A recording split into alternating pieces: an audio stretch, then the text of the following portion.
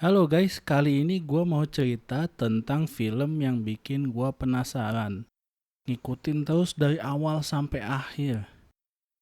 Cerita ini tentang seorang ibu bernama Magdalena. Dia tinggal di Meksiko.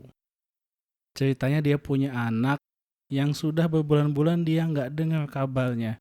Karena si anak ini merantau ke Amerika.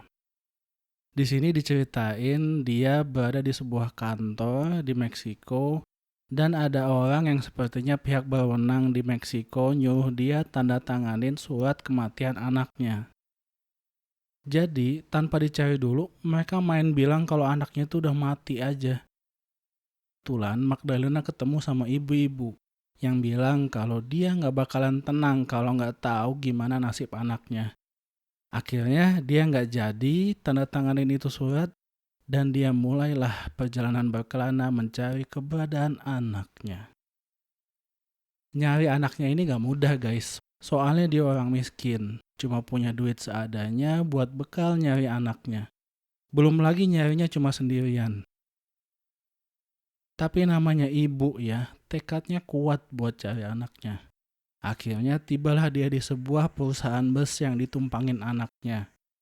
Ditanya ke sana kemari tapi nggak ada hasil. Bahkan staf di sana tuh cuek aja ditanyain ini itu sama dia. Pas dia lagi di kamar mandi dan lagi ngitungin duit perbekalannya ada berapa, tiba-tiba ada orang yang sembunyi-sembunyi ngomong ke dia kalau dia harus pergi ke sebuah tempat penampungan. Tempat penampungan ini maksudnya tempat penampungan orang-orang yang gak punya tempat untuk bermalam. Di sana dia harus cari Mr. X. Sebenarnya gue lupa namanya. Jadi kita sebut aja Mr. X ya.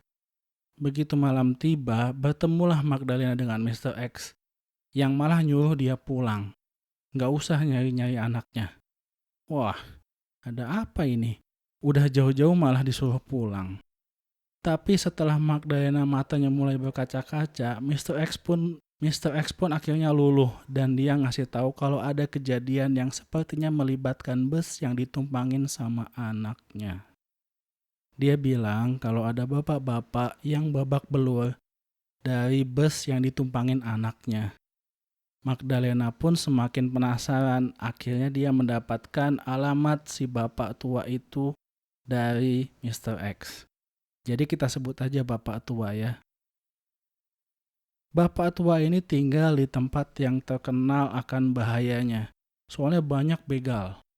Tapi begal di sini tuh ngeri-ngeri guys. Mereka tuh udah kayak mafia. Pakai senjata api laras panjang. Di tengah perjalanan, Magdalena ketemu sama Miguel yang searah sama dia.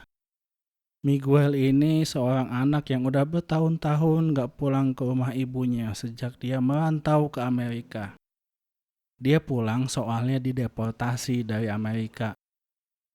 Dasar kacang rebus lupa sama kulitnya. Akhirnya, karena sudah maghrib, Miguel mengajak Magdalena buat tidur di rumah ibunya. Soalnya bahaya, dan di tempat itu jarang banget ada rumah. Sepi banget. Magdalena akhirnya setuju dan mereka pun pergi ke rumah ibunya Miguel. Tapi ada yang aneh. Pintu rumah sama jendela terbuka. Di dalam gak ada siapa-siapa.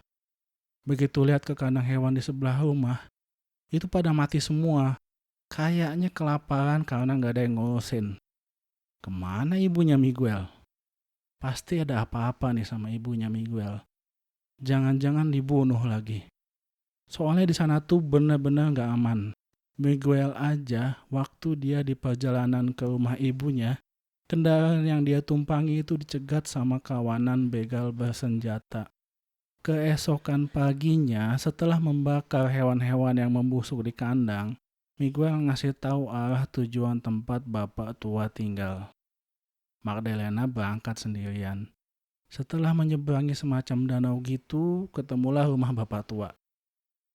Si bapak bilang kalau semua penumpang bus dibunuh sama The Devil. Kemudian muncullah visualisasi atau gambaran samar tentang siapa itu The Devil atau iblis. The Devil ini gambarannya memiliki buntut iblis yang goyang-goyang. Ya buntut ya, iya goyang-goyang. Si The Devil ini diliatin lagi di depan api unggun siap mengeksekusi seorang korban. Bapak tua itu pura-pura mati, jadi mungkin itu yang bikin dia selamat. Magdalena pun pulang di sore hari menuju rumah ibunya Miguel. Dia mengajak Miguel buat ikut dia aja, jadi kayaknya dia udah pasrah dengan nasib anaknya. Magdalena bilang kalau dia punya lahan kecil buat memenuhi kebutuhan mereka berdua. Ya, buat jadi anaknya lah. Terharu sama perjuangan dan penderitaan mereka berdua di tanah tandus Meksiko yang sepi dan penuh bahaya. Gue sangat berharap kalau Miguel mau tinggal bareng Magdalena. Jadi anak dan ibu lah. Saling menguatkan di masa-masa sulit, bertahan dengan apa yang mereka miliki. Sedih banget, tapi salut juga. Life must go on. Kira-kira selepas Isya, Miguel terbangun. Ternyata hal yang sangat nggak gua inginkan terjadi. Mobil bak terbuka datang dengan beberapa begal bersenjata yang menaikinya. Lampunya terang banget di malam yang pekat dan tanah yang sepi, di mana cuma ada rumah ibunya Miguel. Para pria bajingan bersenjata turun dan mendekat. Miguel dan Magdalena kabur lewat jendela ke arah belakang rumah. Magdalena berkali-kali manggil Miguel buat bersembunyi aja. Tapi mungkin Miguel terlalu naif ya. Dia percaya kalau para bangsat ini bisa diajak bicara. Apalagi dia bilang kalau dia lagi pulang ke rumah ibunya. Rentetan tembakan peluru jadi jawaban yang langsung menembus tubuh muda Miguel. Tubuh muda yang masih punya masa depan dan harapan. Miguel pun tewas. Magdalena kabur tapi berhasil dikejar.